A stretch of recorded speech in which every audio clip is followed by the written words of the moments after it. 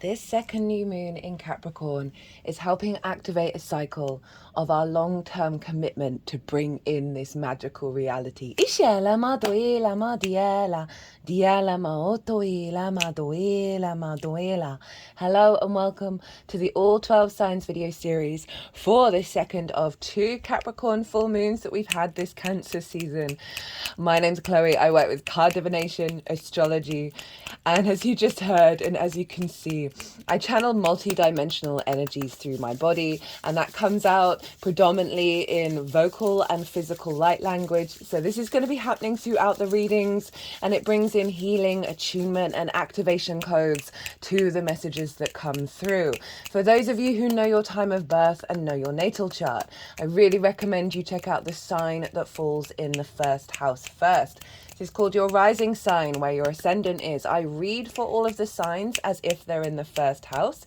So the astrology always links in closest with that, but it never invalidates you looking at any other part of your chart. Perhaps where your sun, your moon, or your Saturn are with this particular moon. Sun and moon always get activated with every lunation. So just look to whatever sign it is that you're tapping into, because they all get affected by every transit.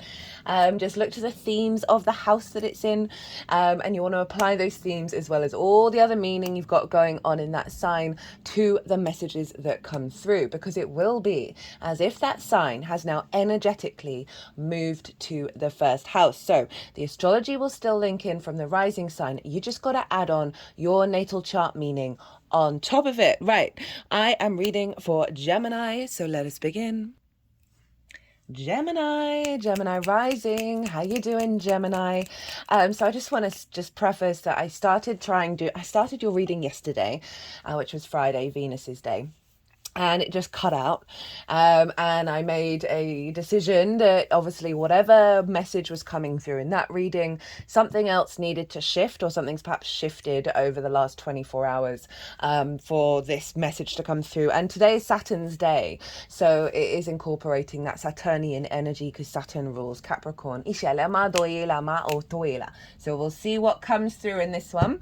Right, so I read for the rising signs. So for those of you who don't have Gemini in the first house, look to the house that it does fall in and the themes of that house. You want to apply those themes and all the meaning you've got going on in the sign of Gemini to the messages that come through, because it will be as if that Gemini energy from your natal chart has now energetically moved to the first house. So the astrology for the rising sign will still link in.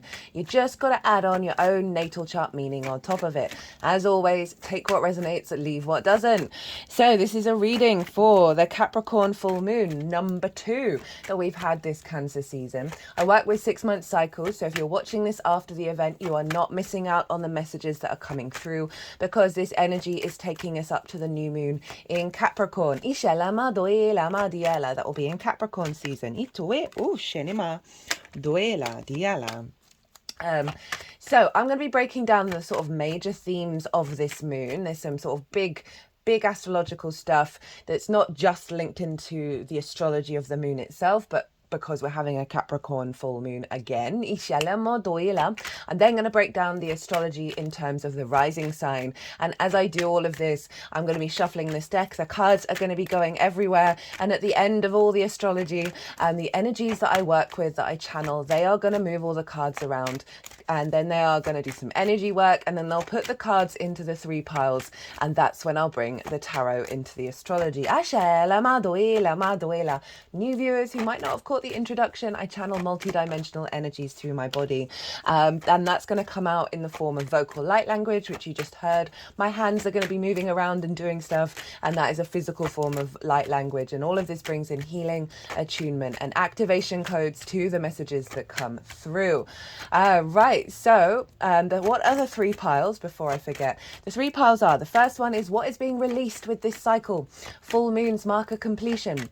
They also, so there's a sense of a closing out of certain energy, and that's going to be what shows up in pile 1. But I see lunations as download points. So even this is a full moon, and so it's really kind of representing an ending with all that wisdom that we've learned over the last 6 months since the Capricorn new moon, last Capricorn season. we then get an activated download based on all of that, right? So then we then work with that download for the next 6 months. So pile 2 is the energy frequency that's showing up that you're going to be working with. We're going to explore that so you can sort of tap into the feel of that and then know how that's going to show up in your own life. And pile 3 is how to magnify and work with pile 2. So that's what's going on with the tarot. So let's crack on with this full moon energy. Oh, as I said, it's Saturn's day today, so we're going to get some strong messages from Saturn come through. Now, regulars, I'm going to be boring you for a little bit because I'm going to be repeating some stuff that I've been talking about in the last couple of transits. Now, so there's two kind of significant energy fields that are linked into this full moon that aren't directly linked into the intricacy of how all the celestial bodies are talking to each other. I will get onto that. Now, first up is since Aries season last year, when we had 2 new moons in the sign of Aries, the new to full moons have been in conjunct one another. And in conjunct energy, it's a straight line with a kink in it, right? And in conjunct energy can feel quite discombobulating because it's between 2 signs that traditionally have the 3 main things that signs operate from: yin, yang, element, modality. They've got none of that in common, right? They don't easily work together, but everything's got something in common. This just takes a little bit more effort and a little bit hard work, and it's a non-traditional aspect, and so it helps us break out of those traditions, right? So it's kind of like curveball energy, different ways of thinking rather than just going down the well-trodden path, right? So we've had these in conjunct downloads that the last one was the Gemini new moon to the Capricorn full moon. So the last lunation cycle that we had was the last in conjunct. So we've been getting downloads that are helping unlock parts of ourselves that we may not have been easily accessible. That's helping us break and shift from old frequencies, from old traditions. So over the last year and 3 months, you may have noticed like a real shift in your energy field and a sensation and a knowing that there is a layer of your reality that is shifting into a more integrated and evolved frequency. So that may have shown up on and off over the last year and 3 months, but then the flip side of that is it's been dredging up a lot of the old ways of thinking, and it also takes a bit more effort to kind of integrate it. So that was the last in conjunct.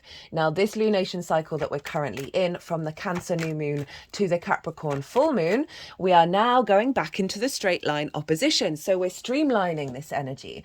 Oppositions can really represent commitment, right? And legacy and being in balance. So all of this is, so we're activating a new cycle of the new to full moons being in that balance. And streamlining all of those in conjunct downloads that we've received since Aries season last year. So that's one of the reasons why this particular lunation cycle is activating a bigger shift in terms of how the lunations go, right? So there is a weight to it.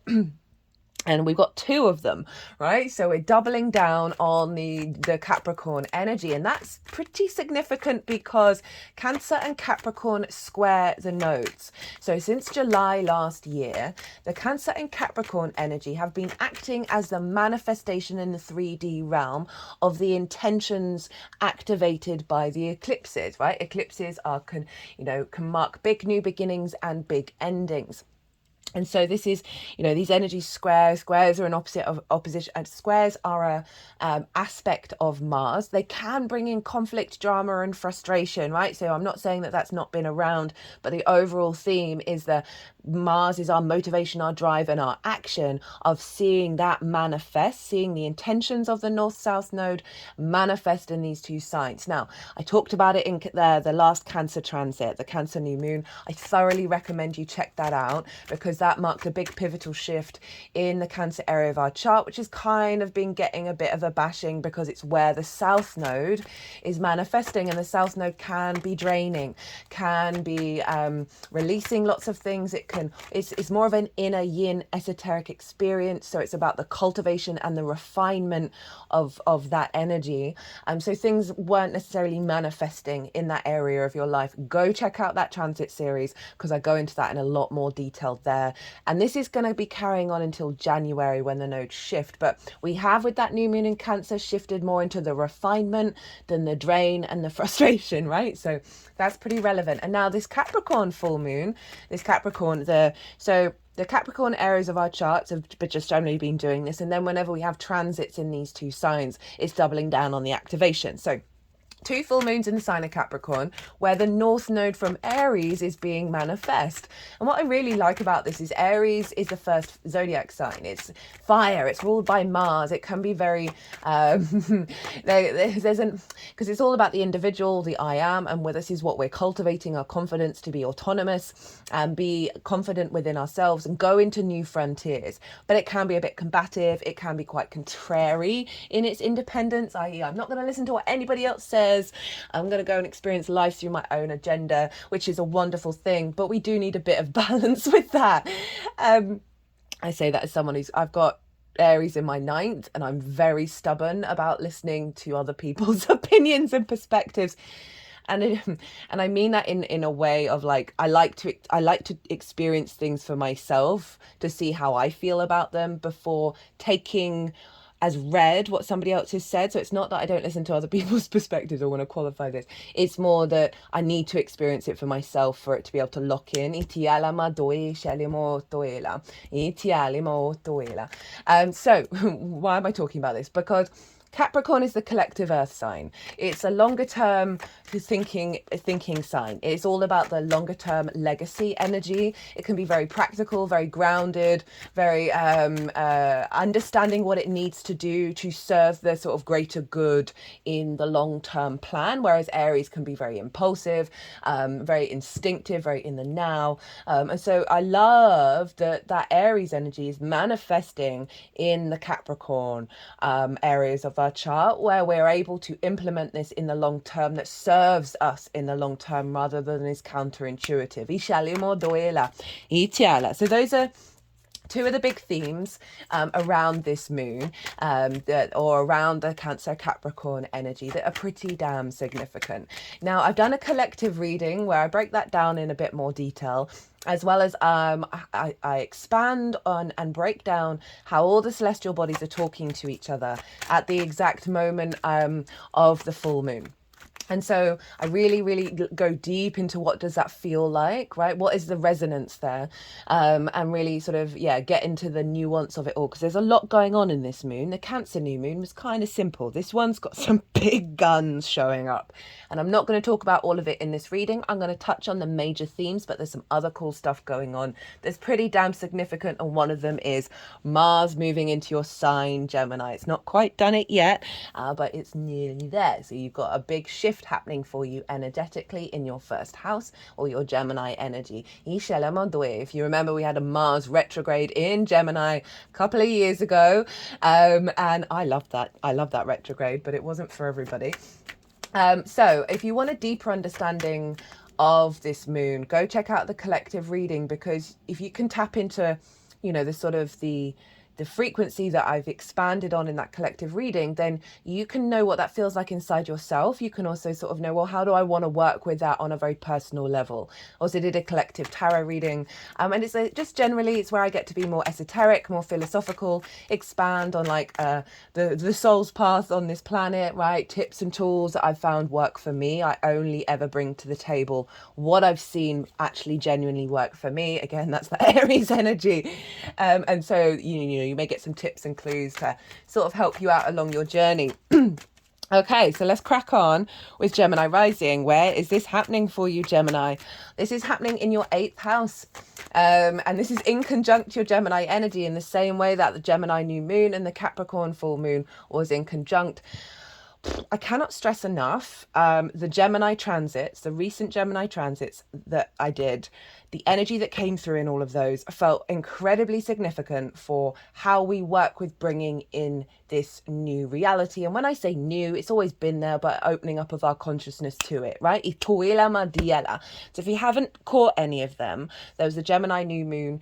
We had 2 conjunctions in your sign, Gemini, Venus and the Sun, Mercury and the Sun. I did picker cards for those, as well as the Jupiter transit in your sign, Gemini. That's a year-long transit. That's very potent important. The more we tap into understanding what Jupiter's up to, the more we can elevate it, because it's once every 12 years. So you're not going to have it again for ages.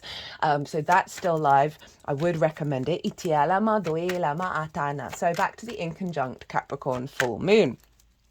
You know, the first one that we had was right at the beginning of Capricorn. This one's at 29 degrees. So it's wrapping up a full completion of a lot of that Capricorn energy for you. And the 8th house is all about the outside world's resources, right? This can be mortgages, loans, taxes, car insurance, bonuses, commissions, inheritance, both 3D and cosmic inheritance. And so you might see with a full moon, because it represents a completion, the moon represents your emotional body, your unconscious spaces, your intuition, whether your needs are being met or not, how you give and receive nourishment. So there may be something around an illumination, around a chunk of money, or around resources that are facilitating your needs that may happen around this full moon.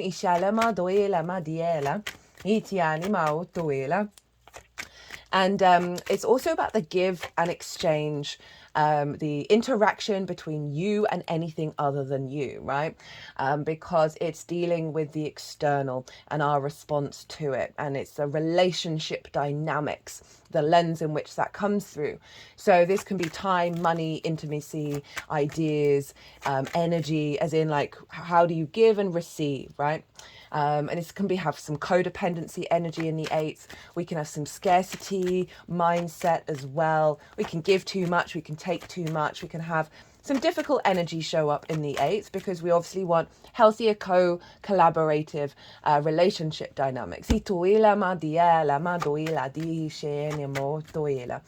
know, having you know, the Capricorn is the longer term thinking, is also your capacity to tap into the resources of the great mother, the great Gaia, right? So it is about not just banking systems, hierarchical structures, you know, old traditions in terms of our civilization as a species, but it can go further back to our whole species, like the elongated time frame in which our species has been kicking around on this planet, right? So I see it as like mycelium network, breath work, you know, all those kind of things that help regulate the nervous system, because we're tapping into the nervous system of the planet. So full moon here. Full moons, as I said, make a element of a completion energy, a particular part of a cycle that you've been working through in terms of relationship dynamics, you know, healthier relationships that serve you in the long term. There may be a release around wounds around perhaps not getting the resources that you need, and that blocking your action and your motivation. It's a very magical house, Gemini. This is your relationship dynamic with Source. So I can see you getting a lot of visions, a lot of clues, a lot of interaction with Source around this full moon. You might want to do a ritual around that, of opening up the space of a dialogue there, where your intuition is more in alignment with your conversations with Source. It doesn't actually have to be a, you know, sort of words in your head or whatever. It can come in many different forms. And it's in conjunct your ascendant, right? So your ascendant is how you embody your sun or your moon in your actions and your deeds. It all depends on if you've got a day or a night chart, which luminary is providing wisdom to your ascendant about where we're headed. But your ascendant is the navigator, is the hello Cancer, is the lens in which we move through the cosmic waters. So that is your Gemini energy, right? It's your body, it's your appearance, it's your character. It's often how other people see you. Now, Gemini can be very fast moving. It is the fastest moving sign in the zodiac. It can want to do all the things. It's very curious. It's very open. It's very playful, right? Whereas Capricorn can be very serious and wanting to sort of commit to a longer term plan. Whereas Gemini's like, oh, look over there, look over there, look over there, and look over there, right? So trying to get them to work together can just be a little bit of a struggle bus. And so there is this element of friction that we can get with an in conjunct, but overall I love the combination of these two signs, because Gemini does help lighten up Capricorn, and Capricorn helps Gemini be a bit more serious. So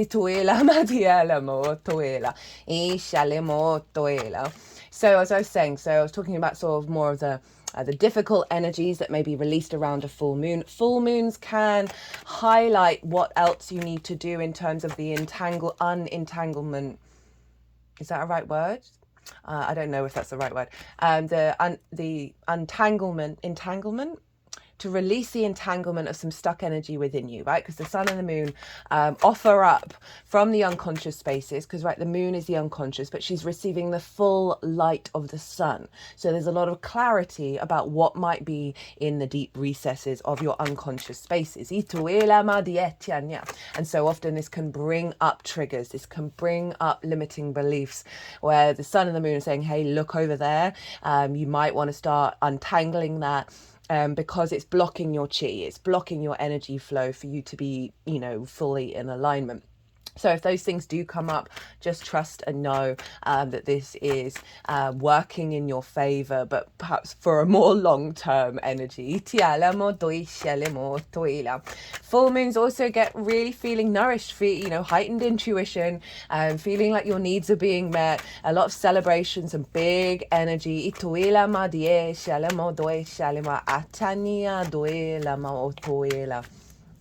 And really powerful stuff. Now we want to look to where the sun is, because so often the sun will give you clues about what's going on with this full moon. And the sun is over in your second house, in the sign of Cancer, in your resources, right? So these are the skills and tools that you have in order to manifest and bring in regular income. It is the things that you value, and most importantly, how you value yourself. Now this has been getting a bit of a drain, right? So the North Node is more the outward manifestation of where we're headed, what we're striving for, heading into new territory. And yet that South Node is the releasing of certain things in order to crystallize and refine the energy that's left. So you may have felt, things, you maybe more of an inner contemplation about your skills and tools rather than like putting it into practice so much, or activating new skills. It's very much been refining what you're already doing. You may have found some frustration or some limitations or some drain around your regular income, some dips in and out of really, taking a step inwards about understanding your own value, working through some wounds around that. You may have felt quite heavy and been questioning yourself, but with that new moon, it shifted gear, right? So go check out that transit. But the sun being there, there's vision, there's clarity, there's animation, right?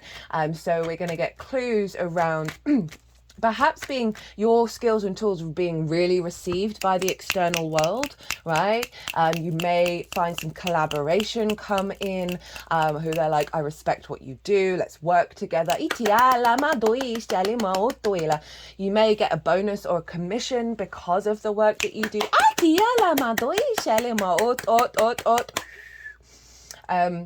There may be just some reflection in your relationship dynamics that really going, hey, you are of value, you are loved, and that because you've got this moon in the 8th, it might solidify your confidence in believing that.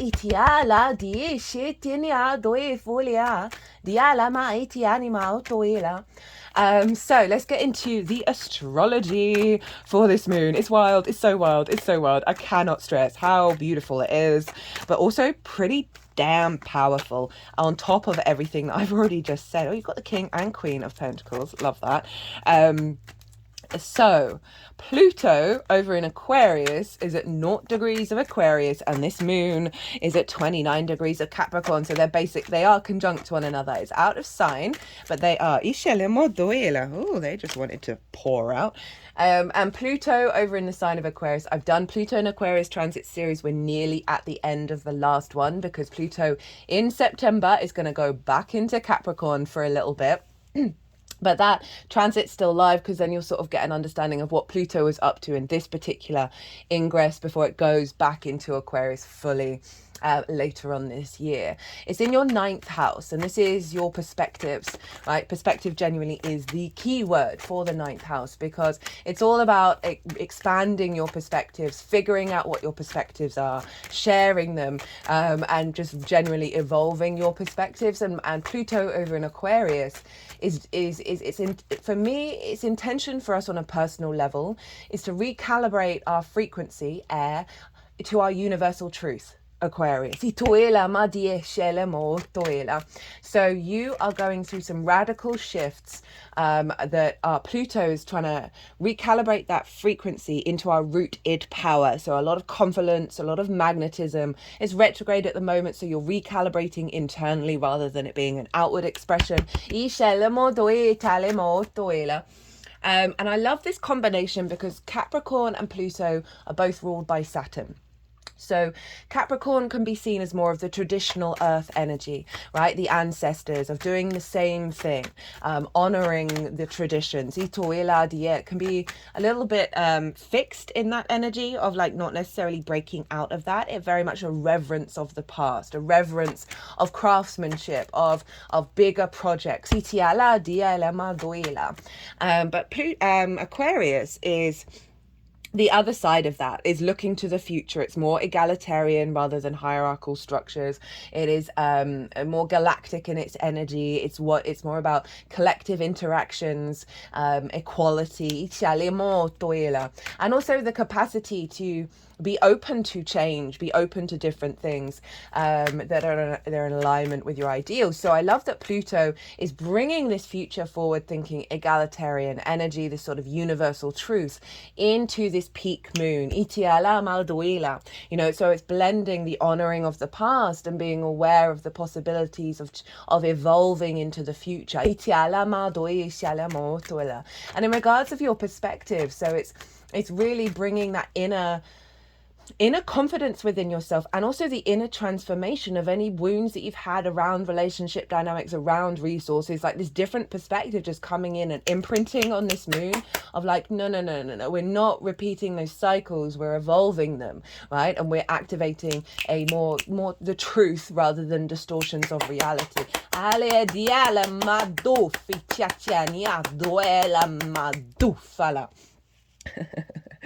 And so that's infusing into the moon, right, of making sure that we're in alignment with what's happened, where we are now and where we're headed. And it's opposite the sun over in your second house of your resources. So this is a vast capacity of you having the vision to implement what's going on with Pluto into your skills and tools. And again, that higher perspective. Aquarius is all like the eagle flying through the sky, of like not focusing so much on the smallest detail, but being able to see the bigger picture, right? Can often be very sort of detached and pragmatic, right? And really objective. Same with Capricorn as well. You're both ruled by Saturn. There's a level of detachment to frequencies in these two signs, right? Because Saturn's all about cause and effect and karma and like long-term legacy.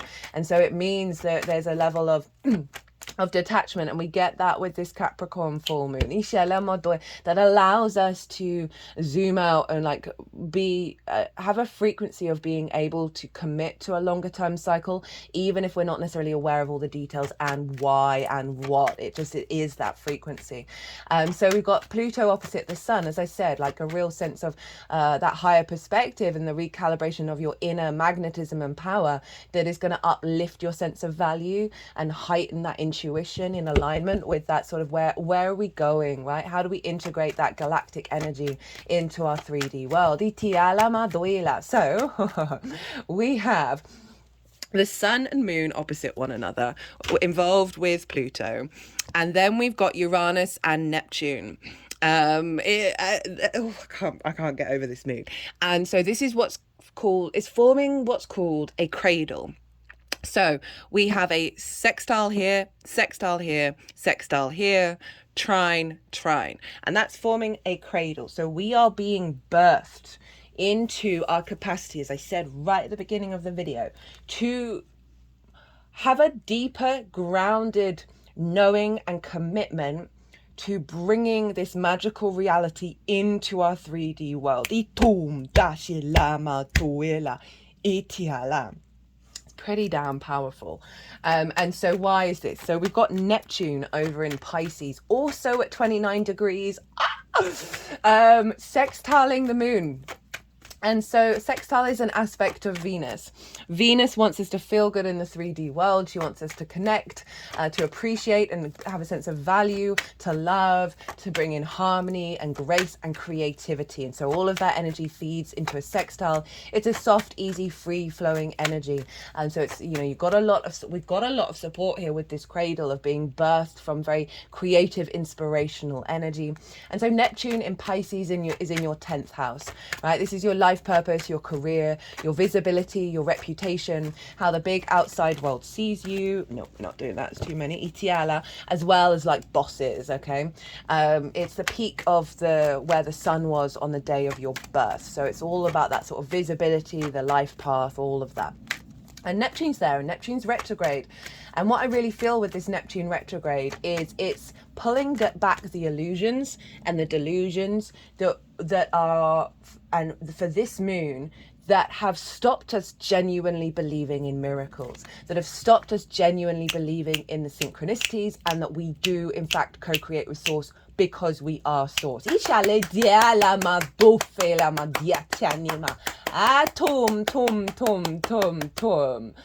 that is over in your 10th house of your life purpose. And so in regards to the 10th house, I can feel like the stripping back of illusions around your capacity to walk your path, right?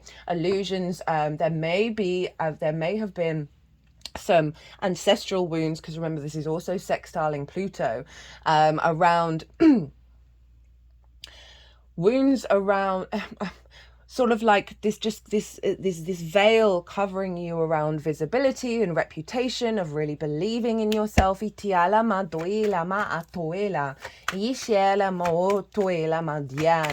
also see this because Neptune is very mystical, it's very magical. For me, it's where Source is. Well, I mean, Source is everywhere, obviously, but it's all the frequencies, all the dimensions, all the realities, all the possibility of creation.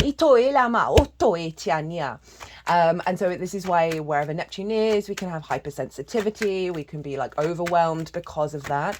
It's also linked into the film industry because it's very good at bringing different realities into our own. And so this retrograde is an inner reality that's coming in, the embodiment within your vessel of a deeper knowing of love, of Source coming in and saying, you've got this, of being able to infuse Source, your mysticism, your magic, into your vessel, into who you are, and be able to activate that. And that's going to bring in some different types of relationship dynamics as well, right? The more confident you are in where you're headed in your path, the less we fall into codependency or scarcity mindsets. I like that one. It's also Pisces, right? So super fluky, super synchronistic. It is the ocean, it's a collective emotional ocean, right? So it's very powerful in its nature because emotions are one of the most powerful tools that we as a species have. And that's all connected. It's the non-rational. It is things appearing out of thin air kind of energy. It is very compassionate and empathetic. There's this level of, Neptune and both Pisces, but particularly Neptune has the capacity of dissolving things. So you may have noticed in the lead up to this full moon, and also it's going to be imprinted into the next 6 months, of you just like waking up one morning and you're no longer thinking about something, right? That may have really plagued you, or a certain earworm that you get repeatedly, or an idea, a limiting belief, an intention around your life purpose and career. And all of a sudden Neptune's just, and it's just gone, and you just have this feeling of warmth within you. You're very confident in your own energy because there's something that's created more space for you to then co-create. And it's trine the sun. So this is an aspect of Jupiter, which brings in wisdom. It brings things together. It elevates that energy. It brings opportunities, a sense of luck, a sense of abundance. Again, free flowing energy to your sun over in your second house of your skills and your tools, of regular income, how you manifest, how you value yourself. So this is the dissolving around your capacity to implement all of that resources that you have in terms of your life purpose, right? A level of dedication. I can also see you getting lots of inspiring ideas, you know, particularly around the full moon, as well as how you move forward in regards to your work, in regards to your skills and your tools. And in terms of like relationships, right? Relationship dynamics, you know, life purpose can be about the happily ever after, right? It's not just about career. That we can bring in that energy in terms of your deeper knowing of your own value, right? I feel like an illusion's been pulled down around that. That is, you know, facilitating, you know, connecting a more sort of fluky synchronistic meeting or with somebody, right? In alignment with that. That's going to be very specific. I always say whenever I talk about romance, do not go out worrying, freaking out, and like prioritizing that. Focus on you, always focus on you, and then see what unfolds. Unless obviously you get a really strong calling that just doesn't shake of like, I need to go here, I need to do that. But it's not about worrying, have you done the right thing? Did you miss an opportunity? No. We don't do that here. Uranus is is over in your 12th house. We've just come out of a Mars-Uranus conjunction. I did a pick a card reading for that. We are not, unless you are a newborn child who's going to live for a very long time, we are not going to have that in our lifetime again in the sign of Taurus. It's a 2-year transit. It's going to happen in your sign, Gemini. The next one, that's going to be fun. That's going to be wild. Taurus for you is your 12th house, your hidden house, your house of mysteries. Regulars, you know, we've been talking about this a lot because Jupiter's been there for a while. It's now in your sign. That it's a difficult house, the 12th. It's those unconscious spaces. And in those unconscious spaces, and it's very rare for there not to be any kind of trauma responses or limiting beliefs that are embedded in there. And so that's why this house is linked into anxiety, depression, loss, grief, isolation, all of that good stuff. But underneath all of that is the magic of your soul. So this house can feel very, very personal to you. But not necessarily integrated with the rest of the chart. You might not necessarily show it to other people. And I always say with clients or with anyone who's interested in astrology, try and integrate that 12th. Try, because that will just open up your whole chart. And so it's also underneath all of that is the magic of your soul, right? This is the powerhouse that you have that can be out of reach. And this is, you know, the whole trickster, God, universe energy of putting that energy there. And so Mars and Uranus just came into a conjunction there. That was activating a deeper liberation of those unconscious spaces and your motivation and drive not being tied to that energy and more in alignment to your soul's path and activating the magic of your soul. It's also activating a cycle of you doing a lot of things behind the scenes in regards to your actions, right? And this is a brilliant energy, because you're really bringing depth to this area of your chart. You want to look to where your Mars and Uranus are, as well as your Venus, because that will add on a layer of understanding of what that transit was about for you. But Uranus is still there. So Uranus is the path clearer, the breaker of chains. It is trying to liberate you of your limiting beliefs and trauma responses, of your anxiety and your depression, right? It really wants you to be free and confident of you walking your path. It's also doing a lot of stuff behind the scenes that is setting up for when it moves into Gemini, of you genuinely walking your path, or walking your talk, walking your path. And so it's really, it's then the magic of your soul, right? So we've got this trine the moon. So that wisdom, that elevation, the bringing together, the activation of abundance and opportunities and luck from that 12th house to the 8th. And that, what I see with this is, again, sudden shifts in your unconscious spaces around unhealthy relationship dynamics, right? Sudden shifts in lack of value. This is linked into the 2nd house as well, that have blocked your capacity on a deep level to receive and give in healthy ways. And that's not just in relationship dynamics, that could be resources from the outside world.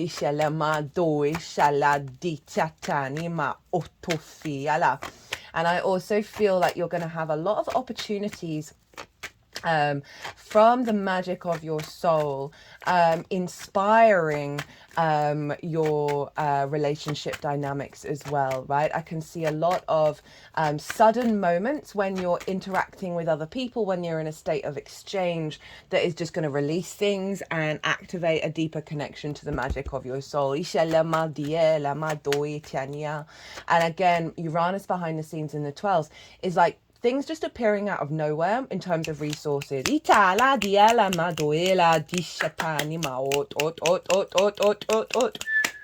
Yala diala ma do shini ma do vali ma it inia. But I also can see this because of the 12th house being a bit difficult. Not difficult, I mean it is difficult. But oh my god, it's completely gone. So your intuition being able to pick up quite quickly about what's not working for you anymore. I can also see like sudden moments of triggers show up as well to help you then work with that over the next 6 months. That might not be for everybody, but I find with transits, with the universe, it's never either or. It's this and that, right? It's so complex, but also simple at the same time. And that's sextiling your sun. So one, any releases around you being confident being yourself in your physical vessel, Taurus, that is diminished your sense of value. Any sort of, again, restrictions around your capacity to bring in regular income, to trust in your manifestation. I can see this is birthing outside of that cycles. Uranus in the 12th in terms of the sextiles of finding appreciation and value of perhaps everything that you've gone through, as well as a deeper appreciation of that magic of your soul that you're then putting into your skills and your tools. And obviously Uranus and Neptune are sextiling each other. So Uranus is really facilitating this activation of the magical reality from the magic of your soul, right? Of really being able to see the path more clearly. Especially when you meditate at home in private, I can really see as your capacity to tap into that bigger energy by doing so. Okay, so that's the kind of the big stuff going on with the astrology. There's some other cool stuff. Mars just moved into Gemini, trine Pluto exactly by degree. Mercury over in Leo squaring Uranus, right? So exactly by degree. So that's some big stuff showing up. Ituila around communication, particularly for you because you have Leo in your third house of communication. Ituila madiela di shenimotoila. Now, let's get into rulership energy. So Saturn rules Capricorn. And so wherever Saturn is influencing what's going on with this moon. And Saturn is over in your 10th house, hanging out with Neptune. So again, those themes around life purpose, career, visibility, reputation. I feel like this is activating. Saturn's making the magical reality concrete. There's no getting around it. But it does involve an element of surrender. And so Saturn retrograde is about the internalizing of your integrity, your responsibility, your authority. And so this is influencing the moon from your life purpose, your career, of saying, okay, let's get some relationship dynamics that serve that. But it is also calling you to be really integral with where you're headed and what you're doing, right? With your understanding of who you are in your terms of your life path. And it is giving you a level of responsibility and duty there. That's influencing overall where you're headed and what you're doing. Saturn in the 10th is great. If you walk your talk and if you're integral, Saturn's not going to mess you up by being in the 10th. If you're not, Saturn will come and smack you. Like consequences will happen. Like say if you've been embezzling money, right? Right, so Saturn with the 8th. I can see, because it's retrograde, there may be delays with this, resources coming in that serve your life purpose. I can see as engaging with source, relationship with source, where your resources, there's resources coming in from the multidimensional sphere that serves your life purpose. This is you being more mature in your understanding of the relationship dynamics around you, and prioritizing more mature energy that is serving the path that you're walking, rather than you know, old patterns that are causing you to neglect that. I can see like a real focus of let's collaborate, let's help, just a healthier dynamics that aren't draining you, because there's a lot of focus in your life purpose right now. Jupiter rules Saturn, well, rules Pisces, so it's influencing Saturn. So where's Jupiter? Well, it's in your sign, Gemini. How are you doing with that one? And so Jupiter's saying, okay, right, we are expanding the sense of self here. We are understanding how we move through the cosmic waters at a deeper level. There's more wisdom coming in. This is also how other people see you. So, and Jupiter gives good publicity. So I could really see this is a strengthening of your reputation and your visibility, a good feedback from witnessing the work that you do, or the actions that you're taking, that's then leading to, you know, I guess more interactions with others. Healthier dynamics that way. Bonuses, commissions as well. And so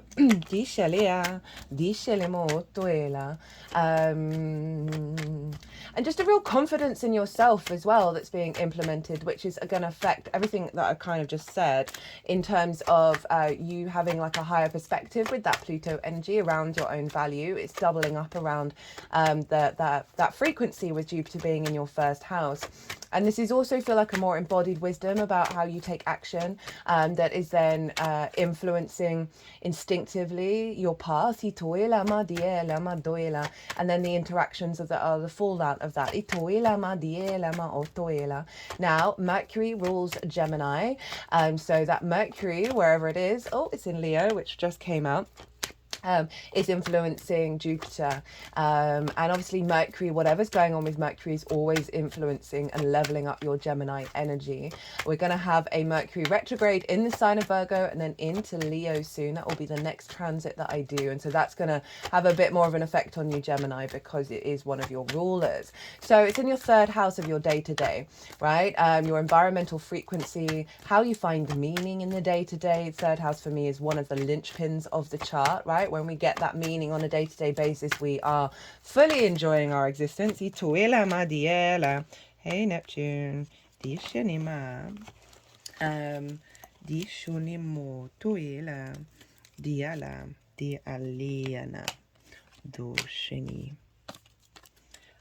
moon, they're wanting one more. Oh, that was in your last reading. Hello, Gemini. Okay, that's enough. So it's also learning things for the first time, because it's linked into schools, short distance trips, your general day-to-day, your local community, as well as the lens in which you communicate through. So Mercury's influencing from your day-to-day, right? From the interactions you have on a day-to-day basis, how you find meaning, how you express yourself, your local community is influencing and strengthening your embodiment of self. The actions that you take. Mercury is how we collect information, what we're interested in. It is about communication and sharing of information. For me, Mercury is also about flow, right? Because it wants to glide, right? And get as much information transfer as possible. And it's in the sign of Leo, which is very heart orientated, very joyous, very upbeat, and just generally very loving in the way that it's communicating. So there's something here around you finding more details, more information on your day-to-day, practicing every day. You know, in terms of like the career energy, this is definitely a deeper commitment to that.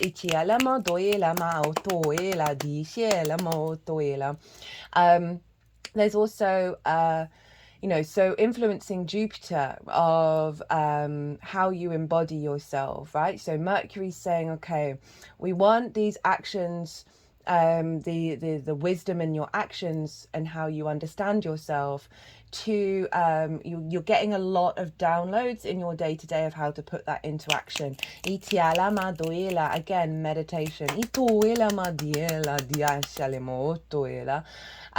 This is about, you know, your ability to find more meaning in your day-to-day that's then going to affect the actions and how you walk through the world. Again, this is confidence from the heart, falling in love with your day-to-day, that is then influencing your expansive understanding of self, that is then just genuinely, because of that, finding that meaning on a day-to-day basis is helping align you into your life path, and then influencing those your give and exchange and the resources of the outside world. I could see you like more opportunities showing up in your day-to-day around you know, clients, because the sun rules Leo, and Leo, so the sun is influencing Mercury, and that's in your second house of your skills and your tools and your sense of value. So I can see more communication around that, getting more interest as well. And again, with the healthier relationship dynamics of you knowing your own value, is finding that joy in that day to day is really elevating your any kind of codependency that you may have, because there's a real confident energy of you just feeling good within yourself and wanting to be very joyous in the way that you express yourself. That's going to have a really strong feedback loop over the next 6 months, that is going to sort of shake away any dynamics that aren't giving you nourishment, right? That may be a little bit withdrawn or a little bit distant, right? This is the Leo energy. It really wants to feel that warmth and that love. Can also see you communicating from a place of love with others as well, and that really being amplified. Right, look to where your sun and your moon are in your natal chart. Oh goodness me, 50 minutes of oof. Sorry, not sorry. Adila molto ela. Diele molto fatini maenia. Doshala madienia. Okay, so look to where your sun and your moon are in your natal chart. Look to the houses that they're in and the themes of those houses. Those themes are likely to have played a role in the lead up to this full moon, as well as play a role in how it unfolds. It always is with every lunation, which is why I focus on lunations, because they are so powerful. But it also, if you're doing any manifestation or intention work about amplifying this frequency, you might want to see what your intuition is telling you about which themes you want to bring into that. That just gives you a little personal understanding, an extra layer on this general reading. Obviously, there's always so much more going on in someone's natal chart. And, you know, I've done readings for people in regards to a moon, just one moon, and it's taken an hour. Right,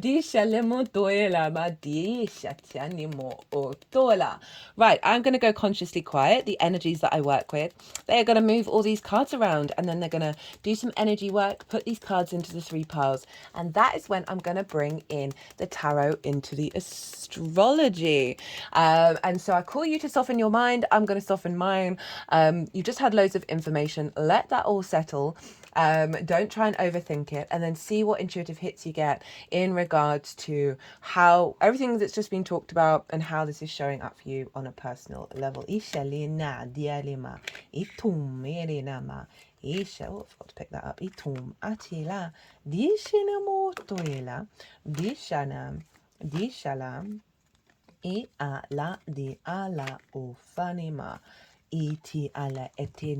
Blockages around this is big legacy long-term energy, so blockages around that.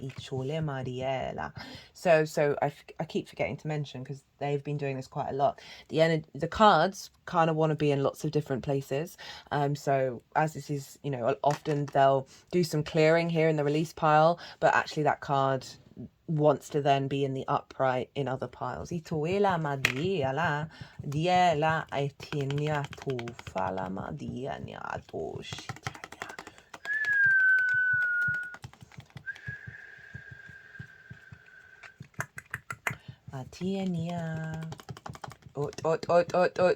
Blockages around sovereignty and being able to build from your initial frequency. Tum tum tum tum tum. Ishenima dialia. Do fatine maela. Diani maela diania. Etana. Etana. Ela. Oof, oof, oof, oof, oof. Again, blockages around acting and manifesting and creating fertility. Itia lima. Ooh, tu falama ishenia. Itala. Isheniana. Etumela. Etumela. Ena. Tu fala. Doena mandi anima. Wachanima diala. Utuma. Ishiania. Ilama. Diala. Diela di enima. Ufalama di shenima tiela. Itina. Etalama do enima dajana. Ela etum tum tum tum tum. Itini. Etu dushini. Itala. Diela. Dialama dienia. Dufalama dietenema. Diania.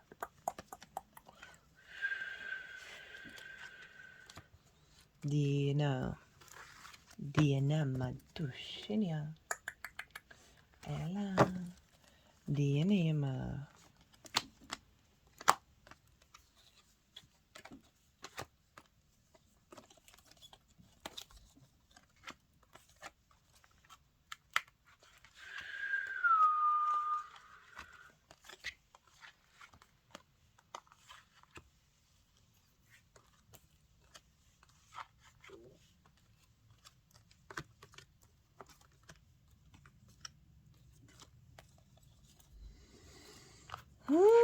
Love it. Sorry, don't you? I'm not usually there. Usually they're chatty, chatty, chatty, chatty.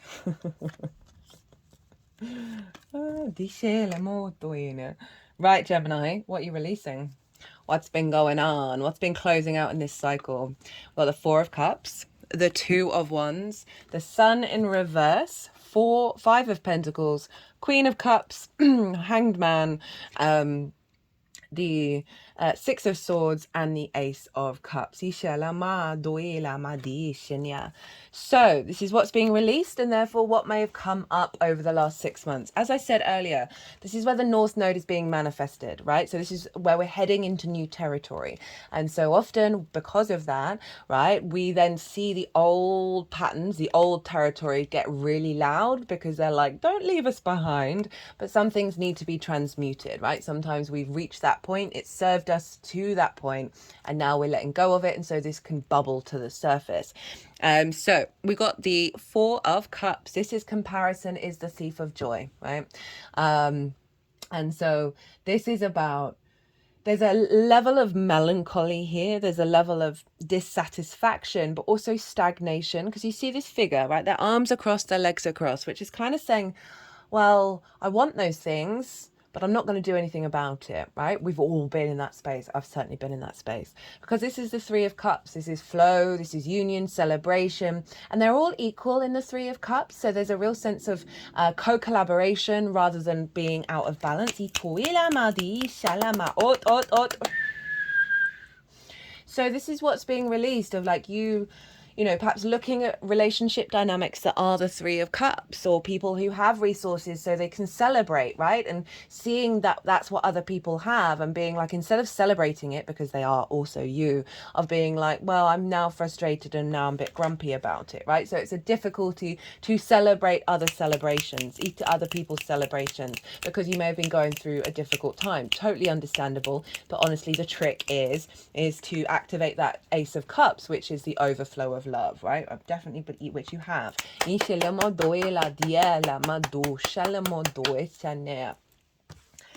We then have the Two of Swords. So this is all about an inner reflection, the realization that you need to go inward and you need to make a change. And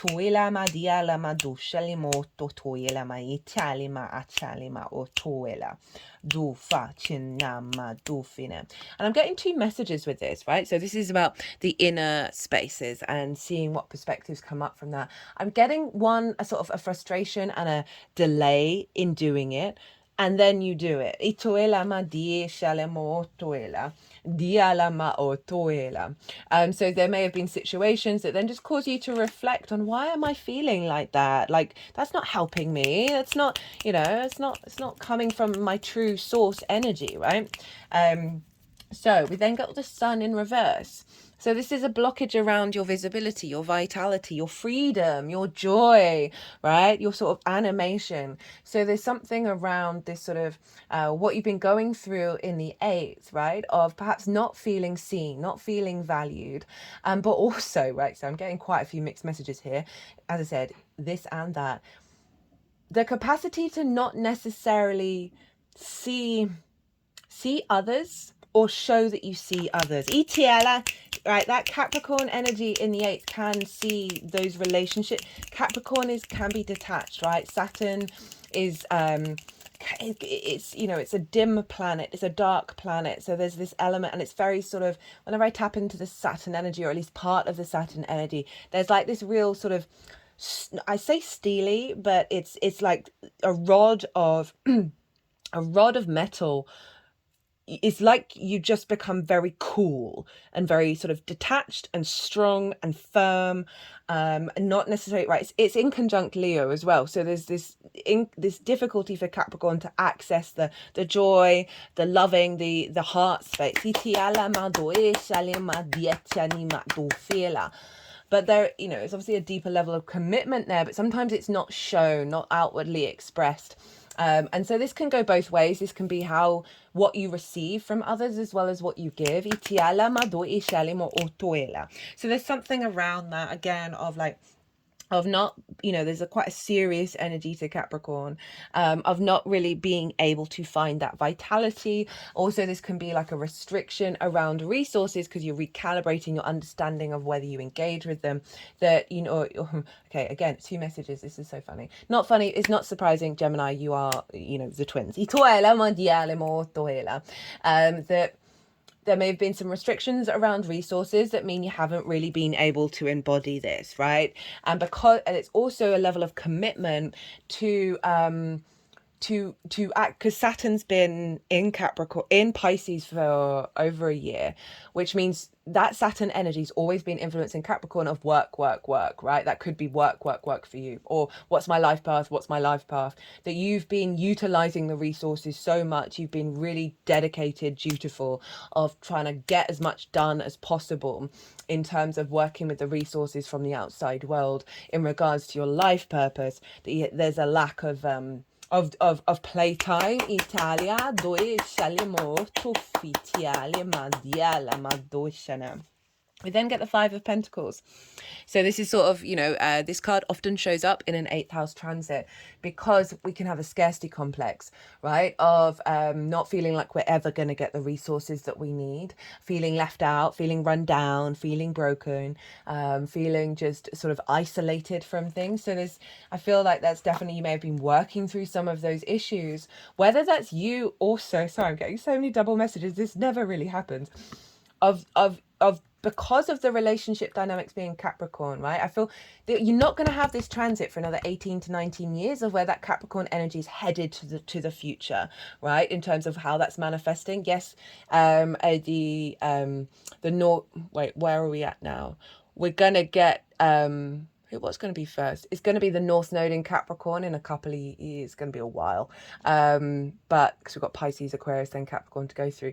And then you'll see sort of instigating a next level of that. But this is where we're really seeing it manifest. That this can be also how, in terms of those relationship dynamics of the other, right? Things external to you feeling a bit like, oh, well, I don't really feel that connection. I don't really feel that support or that energy, and just feeling a little bit run down in that way. As I said, it can be both you and the external world who might be feeling like that. Remember, this is a cycle that's being released as well, so I love that. we've got the Queen of Cups. And so the Queen of Cups is very serene in her nature. She can see really far and wide, and she's not in fear of what's going on. She's so serene, she's turning into the ocean, right? This is very intuitive, cultivating of your intuitive body, of your emotional body, of your imagination, your love, bringing depth and bringing nuance to that. And so this is kind of referencing what's been going on in the sign of Cancer, right? Of your, there may have been some drains in the resources, right? Of not getting in regular income, of just not feeling your, like, deepening your understanding of your own value. That's had a knock-on effect with the 8th house, and also being really reflective of what's been going on in the 8th house in terms of how that influences your skills and tools, influences your sense of value as well. Because I can see with this activation in the 8th, a lot of opportunities coming in to be able to shift your frequency.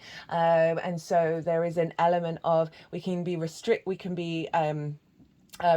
to that, while at the same time it's all sort of still going on as well. So there's this element of tending to your emotional body due to what's been going on over the last 6 months, and your intuition about, okay, so I've had all these experiences and I feel like I'm shifting into a new frequency. And then you've got to then go and contemplate what that really means internally to your emotional body, and so it's helping relieve a level of fear as well, and bringing in a level of serenity, because clearly some important things that have been difficult are falling away. But it is a very inner space in terms of your emotional body, right? And so often that can mean that that's not expressive very outwardly in those relationship dynamics.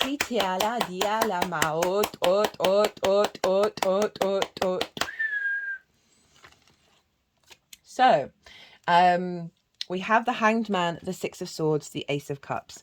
So you've gained a lot of wisdom from this, right? So this is all about shifting of perspectives. It's the only halo in tarot representing enlightenment, right? Our co-collaboration with Source, your unconscious, whatever it is that you tap into, that you're working with, and finding different perspectives. You've given yourself some pause. You've realized, okay, I'm learning some things. I need to shift. I know things aren't working in certain regards, and being really kind to yourself with that Queen of Cups and the Hanged Man, of allowing that process to take its time. So there's also Neptune. So again, can be a focal point around, okay, how has all of this been affecting my path, right? And where I'm going and what I'm doing and the resources and, the dynamics. I'm sensing there's this element of repeating cycles that you're very aware is going to shift and go, but you've had to put in the work to help facilitate that energy. Six of Swords. This is the honoring of the journey, right? This is a bit of a limbo phase. This is moving away from difficult times into calmer waters. It's very protected, sixes, because you're being guided. There's a sort of like, there's nothing you can do about it.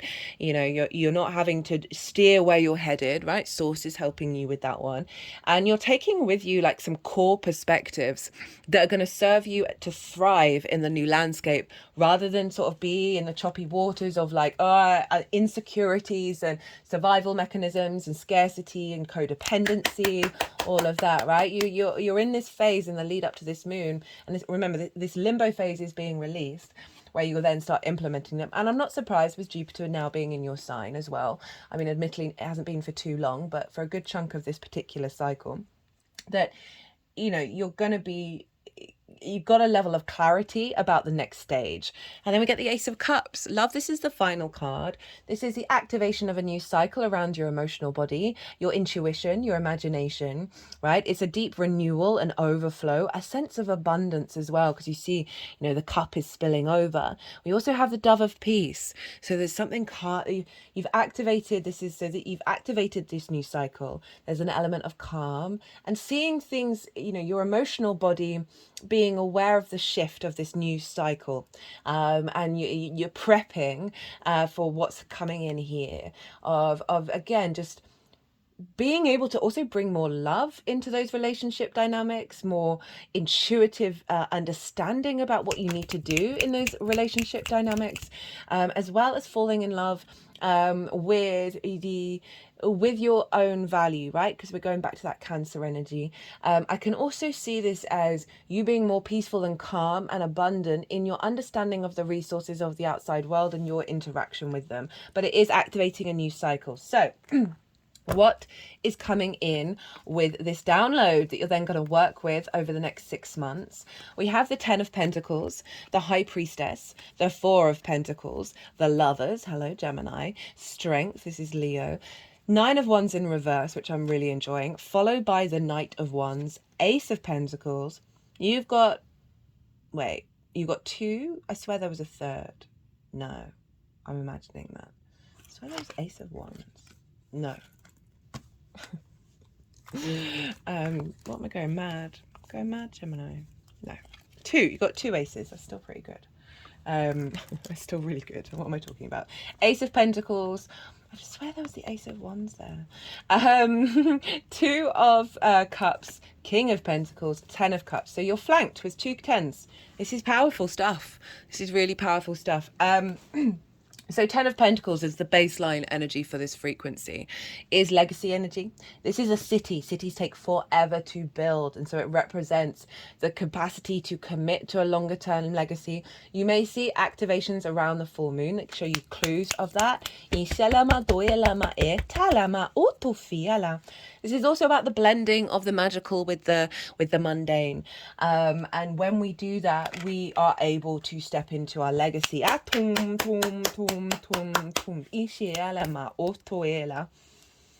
The High Priestess, this is the moon's card, right? So I love that we've got this intention behind everything that, in terms of mature relationship dynamics, the kind of resources that are coming in, whether energetically or material. And then we've got the High Priestess, right? So this is a deeper faith, a knowing that you are drawing towards you that which will nourish you, that which will satisfy your needs and bring about abundance and just a really deep level of integration, because we have the spiritual and the physical realms being in union with one another, with those 2 pillars. And the High Priestess is your higher self manifest of like, you've got this, don't worry. What you need will come your way. This is also heightened intuition, right? So you being very intuitively aligned, again, moving away from that fear, that worry, that insecurities to like, I've got this. And I know at the root of me that this is drawing towards me that which I need, and all, when, and you're sort of surrendering to that, you've got a stronger connection to your intuition that has you guided to know when to take action.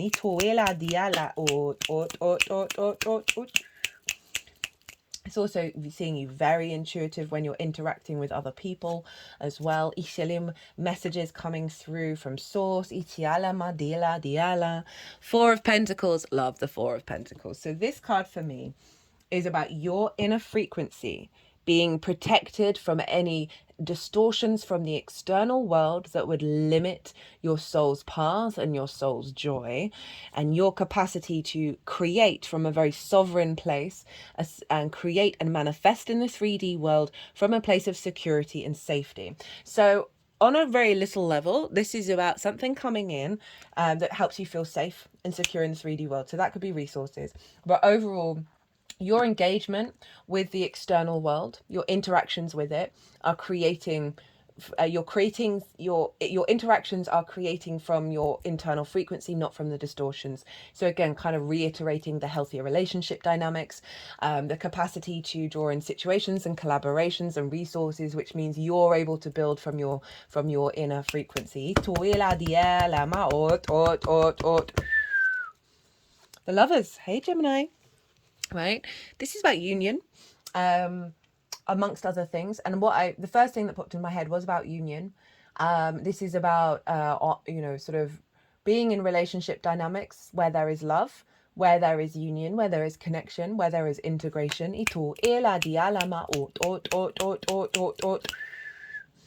This is, you know, the blending of the integration of the masculine, feminine, and spirit all together, right? So there is a real sense of unification here. And this is also about being able to make the right decisions, the big decisions when you come to crossroads. And so there's something around here about a level of maturity within yourself, that you are guided towards situations, relationships, and you're going to be able to know which ones are going to serve that long-term legacy, right? Itiala, diala, maduela. And if we just look at this as it being a Gemini card, there is a strengthening of your confidence within yourself when dealing with the outside world. And I can see that with all the astrology of, I probably already mentioned it, of genuinely your capacity to know what value you give to the world. The Strength card, hello, Leo. So this is kind of sort of facilitating that sort of union energy, because you've got these two entities here. We have our mammalian instinctive side and we have our higher self, and they're working together through love and kindness, right? There's a real flow of acceptance and vulnerability, particularly vulnerability, that is required to have the courage, have the strength, and the like the infinity symbol generator support your vitality, your courage, your vibrancy. This is Leo energy. Your understanding of self. You're the big sort of the spotlight. So what's coming through is your capacity to bring that to the table, right? In terms of when you're engaging with other people and the world. Like rather than doing battle, rather than being a fight, there's space for love. There's space for kindness and integration and vulnerability as well, right? Having Capricorn can struggle to be vulnerable. This is Leo, so this is your third house of communication, your environmental frequency, how you find joy in the day-to-day. So there again, it's allowing a space of cultivation of that joy, which I kind of referenced in the astrology, with Mercury being there, of the more that you do that, the more that you're also kind to yourself as well, and loving to yourself, to all the different parts of you.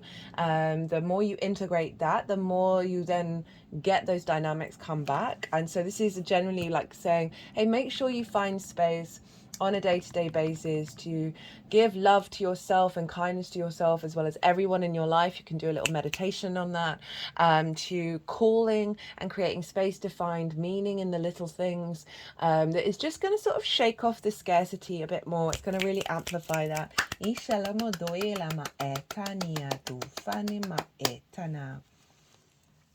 Nine of Wands in reverse. So Nine of Wands upright is always on the defensive, right? Burnt out, exhausted, all by yourself, doing it all by yourself, but also seeing every situation as you need to be on the defense mode, right? And so I love it when this shows up in reverse, because it's like you've just letting go of that energy. There's more, it's an individual, so now there's more space for collaboration, where you're not immediately seeing every situation, every communication, every conversation, every opportunity as you've got to be on the defensive, right? Something's going to come at you. You've got to and that you're not supported. This is definitely saying from source, your relationship with source, that you're not alone. You are getting support.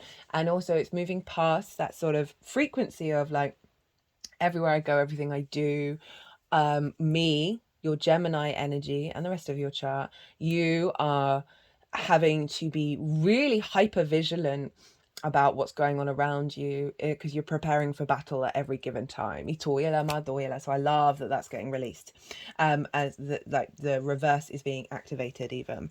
And then we got the Knight of Wands. So I love the following on from that the Nine of Wands in reverse, of you being able to go out in the world This is also, you know, your instincts, your passions, your actions, your manifestation, your transformation. It's that spark, right, of that fire, right, the very instinctive energy. And it's a knight, and knights embody their suit, they embody their element, and they go out in the world, right? So there's something here about it's activating a cycle around your spark of spirit, and that your instincts are guiding you through action, about how to integrate this, and also like just generally having more opportunities to move around and do things.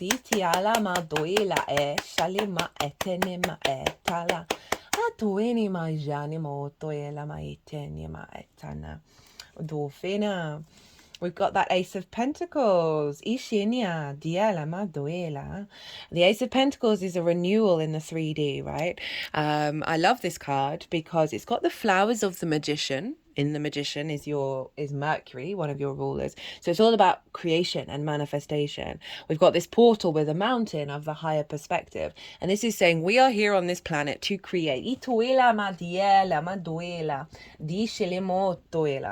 can see more opportunities that are coming in that match this frequency. You know, that could be in work or collaboration, building in the 3D with others. But overall, like the overall theme of that is you looking at that 8th house from a different perspective, and it's showing up in your reality from a different perspective.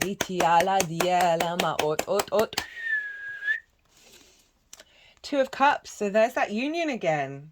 Kind of forgot that card was there. You know, the same what I was saying about the Lovers, and I think there's been some other cards around union, because this is masculine, feminine, spirit, and they're all coming together.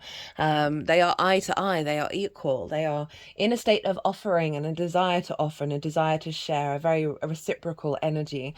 It's respect, honor, and dignity. So it's rather than the hierarchical systems that are out of balance in your life, there is now a sense of I see you, you see me. And it's coming from an emotional space. So there is this element of love and the reciprocity of that.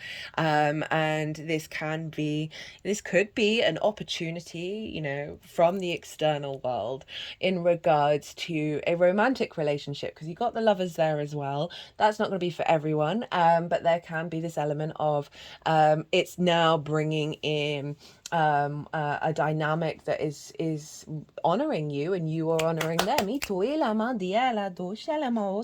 But in terms of like your personal energy, right, this is no longer you being in conflict. This is you sharing and giving from a place of love, and that being reciprocated.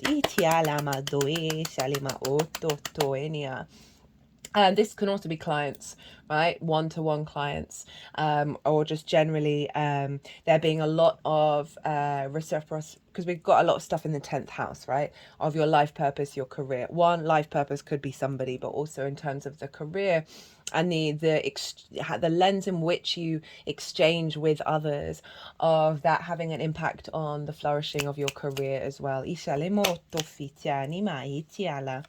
10 of Pentacles, love it, right? So this is kind of suggesting that you're going to be able to take action that brings about a sense of manifestation. This is also feeling good in the 3D world and acting from that place, right? Kings take action. This is Pentacles, so this is about building. This is about understanding your reality. You see all these grapes, they represent the harvest. So and it's a very opulent card, right? One of the most opulent cards. There is fertility, there is resources, there are things around you for you to take action and create on. There's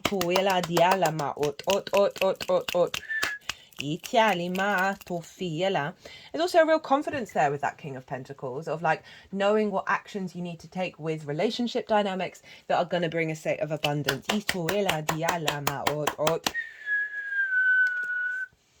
of Cups.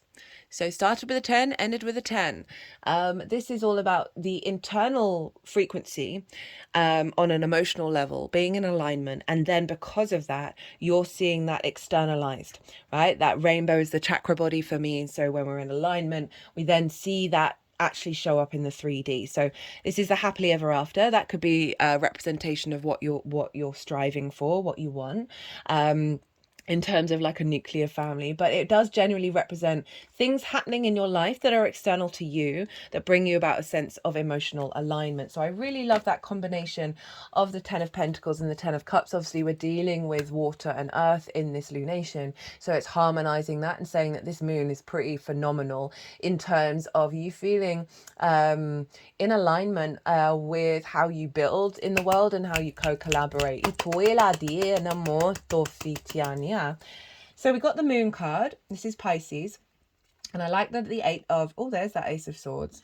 I like that the Eight of Cups is underneath it because it's acknowledging of walking away from unconscious responses that no longer serve you anymore, right? And that could be really difficult. This is, in fact, Saturn in Pisces. And so any blockages around that with the moon covering it, of saying there's an element of completion with this full moon, with that energy. And there's also a heightened sensitivity. There's a softness to the moon. It's things that are in the shadows that are going to be revealed. Being more comfortable with the unknown. It is a very sort of psychic, intuitive energy. It's also about evolution, because we have the wolf and the dog here. It's about the wildness within ourselves, and that which is part of like the pack mentality. I mean, wolves are also pack mentality. But the sort of the blending of these things and how we evolve when we honor both of these parts of ourselves. And there's a lot of stuff going on behind the scenes when we do that allow us to tap in to more flow, more intuition. So I really like this as well because it's Pisces. So it is about your life purpose and your career, your visibility and your reputation. And it's signaling that there's a level of evolution with that because of this moon, as well as your capacity to be very intuitively guided. You got that High Priestess as well, which is the moon's card. They've got similar vibes of really allowing that kind of energy to flow through you, and sort of trust in the experiences as you put that into practice without any expectations or assumptions. It's simply the act of trying things out and being courageous and vulnerable. Right, how to amplify this energy. We've got the Queen of Pentacles, the Knight of Cups, and the Chariot. I love this. So the Queen of Pentacles is saying, so the Queens nurture and nourish, right? They observe, they strategize, they really cultivate the energy of Earth. And so there's a real sense here of cultivate what's going on here, right? Understand that this is serving you in the long term, to really be mindful about what you do and allow it to grow.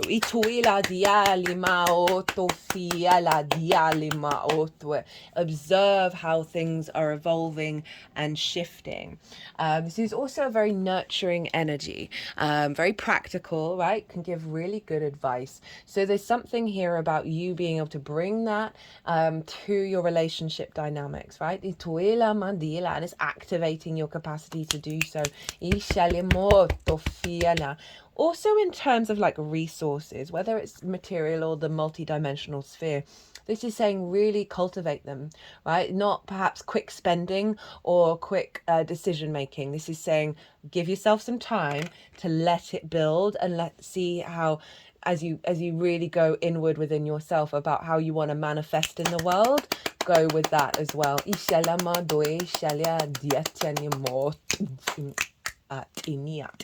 And know that this is a process of shifting that relationship dynamic frequency. That sounded a bit like a swear word. That was hilarious. Knight of Cups.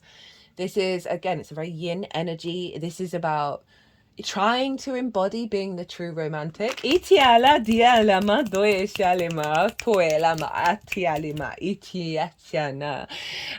So this figure, again, embodying the water element, embodying the cups, which is about love. It is about emotion and intuition and imagination, sort of more the sensual energies, right?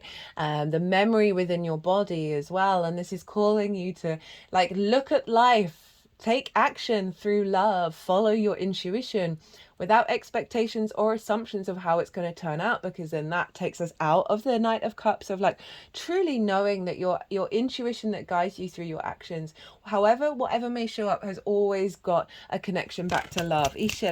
Whether it's your deeper understanding of it or creating situations that help you then go even further. And yeah, it's just there's so much there. But overall, this is saying get intuitive. This is also sort of Cancer energy for you, of putting your skills and your tools into practice, right? Reconnecting from a place of love. Love thyself. See, the actions that you take are embodying that love. Doing loving actions to others as well. It's going out in the world and finding the love. The Chariot, another Cancer, right? So this is more Cancer energy.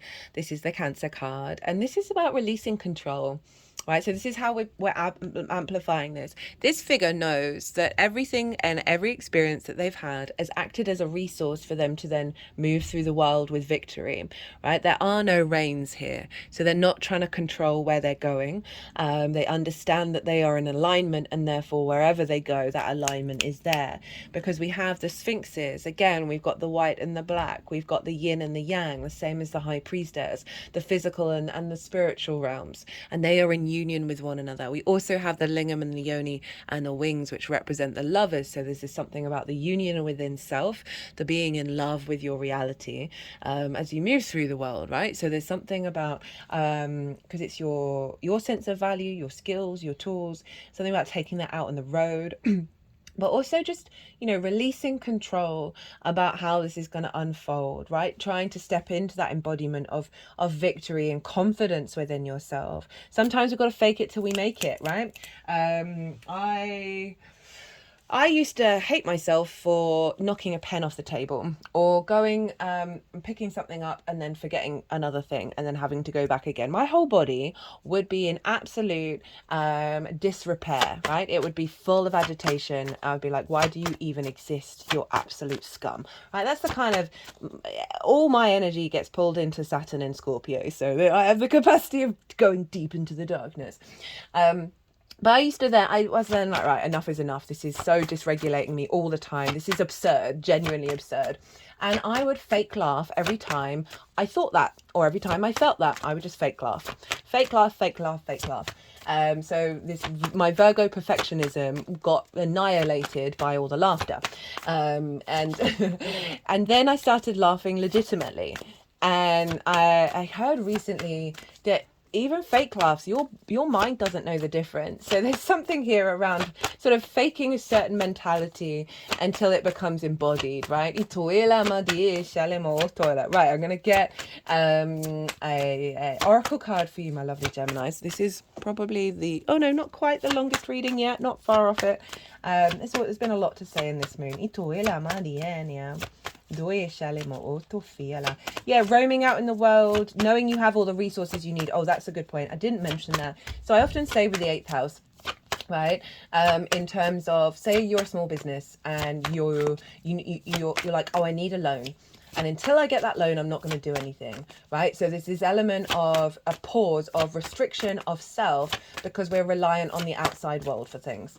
And that's not the name of the game. It's to understand you have all the resources you need within you, right? That Cancerian energy in your second, right? Your resources. That is going to serve you as you move through the world without expectations of anything turning up. And knowing that you have access energetically to all those resources that you can then transmute internally into your skills and your tools, whether you're consciously aware of it or not. Oh, that was an interesting channel. Okay, let's see. What does my lovely Geminis need to know for this Capricorn full moon? Maybe it's something new that we haven't talked about in this reading, or elevating what's already come through. What does my lovely Cancer need? Not Capricorn.